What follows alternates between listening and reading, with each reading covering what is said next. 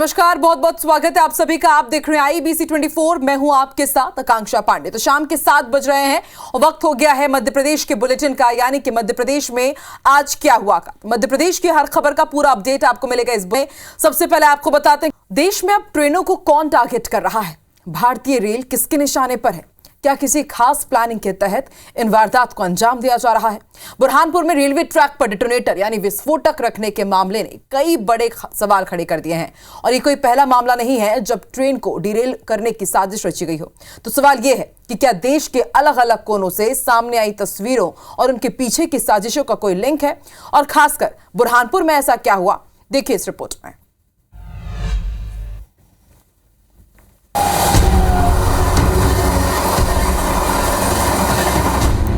बुरहानपुर में railway track पर detonator रखकर आर्मी की ट्रेन को उड़ाने की साजिश ने खलबली मचा दी थी।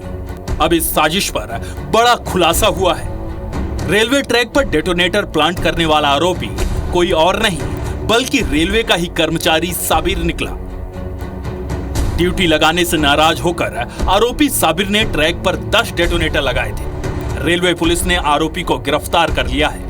पुलिस ने उसकी मदद करने वाले 2 आरोपियों को भी हिरासत में लिया है। आरोपी के खिलाफ विभागीय कार्रवाई शुरू हो गई है। इधर इस साजिश को लेकर सियासत भी शुरू हो गई है। पूर्व सीएम कमलनाथ ने जहां देश की कानून व्यवस्था पर सवाल उठाए, तो वहीं मंत्री विश्वास सारंग ने उन्हें ऐसे मामलों में टिप्पणी करने से बचने की सलाह दी।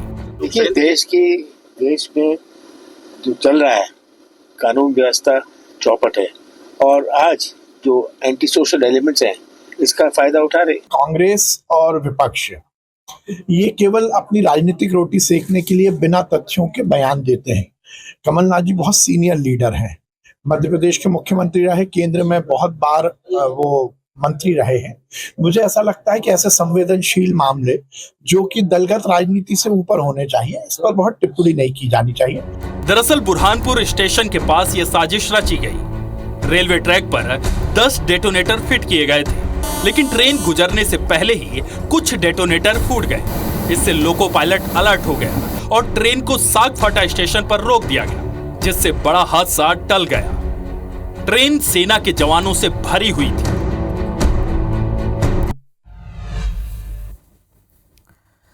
और आइए रुक करते हैं कुछ बड़ी सियासी हलचल का। मध्य प्रदेश के मुख्यमंत्री डॉक्टर मोहन यादव झारखंड में बीजेपी की परिवर्तन यात्रा में शामिल हुए और इस दौरान सीएम ने राज्य सरकार पर निशाना साधते हुए कहा कि जेएमएम और उसके सहयोगी दल युवाओं के भविष्य से खिलवाड़ कर रहे हैं। इस दलों को जनता सत्ता से बाहर करने जा रही है। गिरिडीह के गांडेय विधानसभा में अपने संबोधन में सीएम ने कहा कि इस बार राज्य की जनता ने सुशासन और विकास का कमल खिलाने का प्रण कर लिया है। अब की बार कोई झांसे में आने वाली नहीं है। बोलो, आने वाली है क्या? सबका संकल्प है। झूठ के भूत के पांव जैसे नहीं होते हैं, ऐसे ही झूठ के पांव नहीं होते हैं। ये कुछ भी बोले, कुछ भी कर ले, जनता इनको जान चुकी है। इसलिए मैं आज के इस परिवर्तन यात्रा में मध्य प्रदेश की धरती से आपके बीच आया हूं। तो इधर सीएम डॉक्टर मोहन यादव ने हुंकार भरी, उधर झारखंड में कीचड़ में केंद्रीय मंत्री शिवराज सिंह चौहान की कार फंस गई। दरअसल कार सड़क के गड्ढे में फंस गई, वो भी परिवर्तन रैली को संबोधित करने के लिए पहुंचे हुए थे। और इस दौरान आप देखिए किस तरह से सड़क में जो बड़े बड़े गड्ढे थे उसमें कृषि मंत्री शिवराज सिंह चौहान की कार गड्ढे में फंस गई। कड़ी मशक्कत के बाद उस कार को ठीक किया गया, सीधा किया गया और फिर उसके बाद शिवराज सिंह चौहान रवाना हुए।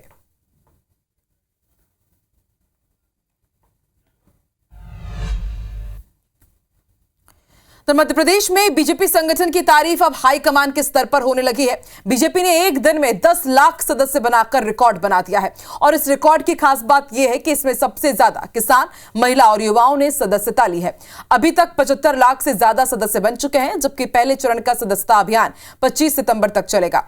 इस हिसाब से बीजेपी पहले चरण में 1 करोड़ के करीब पहुंच जाएगी। बीजेपी कार्यकर्ता हर बूथ पर सदस्यता अभियान को चला रहे हैं। सबसे कमजोर विधानसभा और बूथों पर सबसे ज्यादा फोकस है।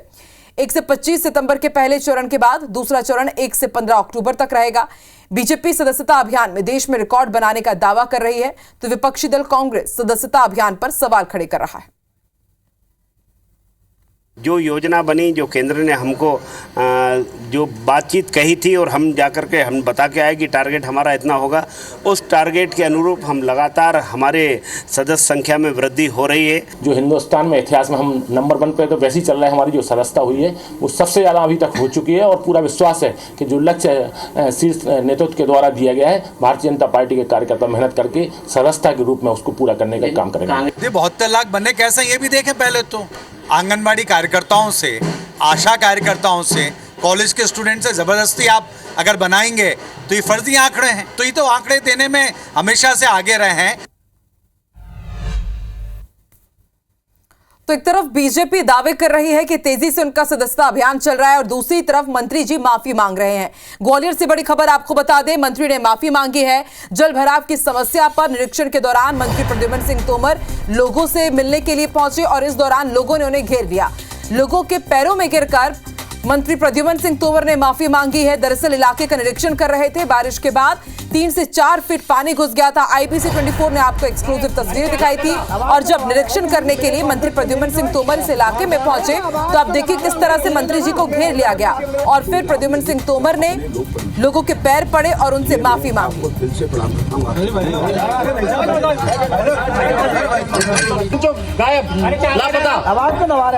देखिए इस वक्त हमारे साथ संवाददाता नासिर गौरी जुड़ चुके हैं फोन लाइन पर। नासिर, इससे पहले हमने देखा है कि मंत्री प्रद्युम्न सिंह तोमर का इसी तरह का अंदाज अलग अलग जगह देखने को मिलता है। कभी वो खुद नाली साफ करते हैं, टॉयलेट साफ करते हैं और अब तो पैरों में गिरकर माफी मांग रहे हैं।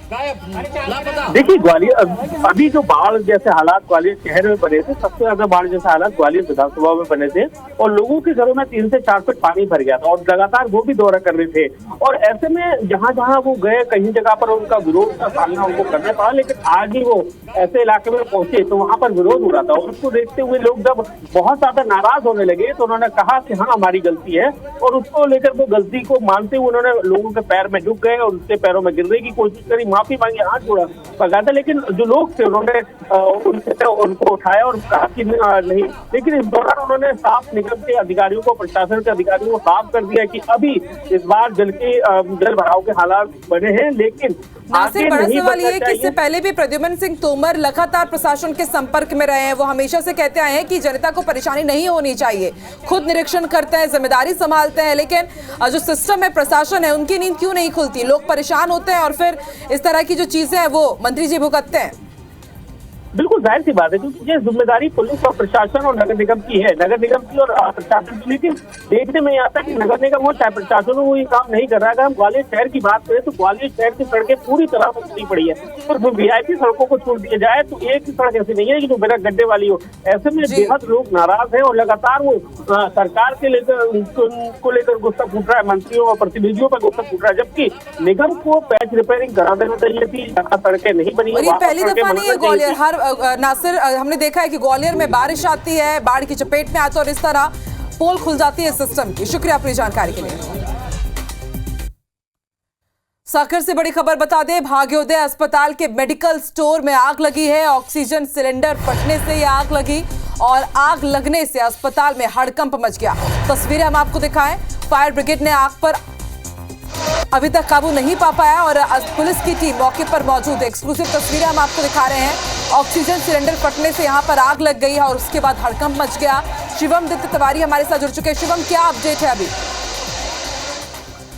यहाँ पर लगभग 2 घंटे से ज्यादा का समय हो गया है आग लगे हुए। एक के बाद 2 बार यहाँ पर जांच हो चुका है ऑक्सीजन सिलेंडर का, लेकिन अब तक आग पर काबू पाने की स्थिति नहीं यहाँ पर दिखाई दे रही है। आग लगातार बढ़ती हुई देखी जा रही है। 2 दमकल की गाड़ियां और साथ में पुलिस, बड़ी मात्रा में पुलिस बल भी यहाँ पर उपस्थित है, जो कि लगातार कोशिश कर रहे हैं वहां से अग्नि मतलब ऐसी चीजों को वहां से बाहर निकाले जिनमें और ज्यादा ब्लास्ट हो सकते हैं, जो ज्वलनशील चीजें हैं। और फिलहाल आग पर काबू नहीं है, आग बढ़ती हुई देखी जा रही है। 2 घंटे से ज्यादा का समय हो गया है। अच्छी बात यह है कि कोई जनहानि की सूचना नहीं है अभी तक, लेकिन आग पर काबू पाने के लिए यहाँ पर लगातार उम्मीद है कि जल्द से जल्द आग पर काबू पा लिया जाएगा। नजर आप बना के रखिएगा। शुक्रिया अपनी जानकारी के लिए।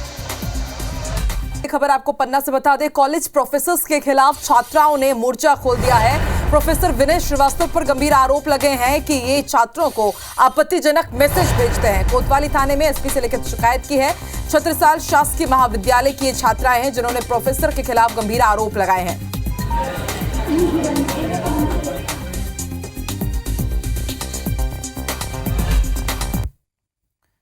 अगली बड़ी खबर भी एक यूनिवर्सिटी से जुड़ी हुई है। छतरपुर से बड़ी खबर, महाराजा छत्रसाल बुंदेलखंड विश्वविद्यालय पर जुर्माना लगा है। बिजली चोरी के मामले में बड़ी कार्रवाई की गई है। विश्वविद्यालय पे धारा 135 के तहत मामला दर्ज हुआ है। 3 लाख रुपए का जुर्माना अब विश्वविद्यालय को भरना होगा।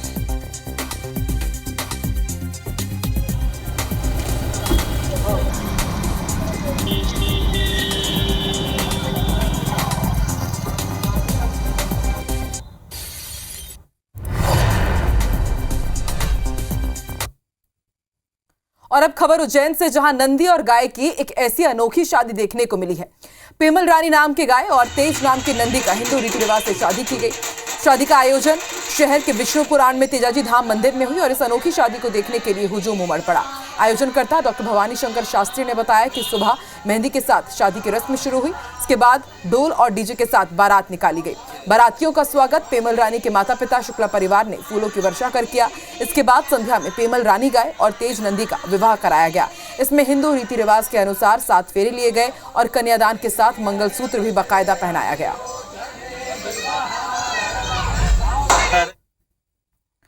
और मध्य प्रदेश के बुलेटिन में फिलहाल इतना ही। आगे देखिए छत्तीसगढ़ में आज किया है खास। हमर बानी हमर गोठ में श्रवण तंबोली के साथ। नमस्कार।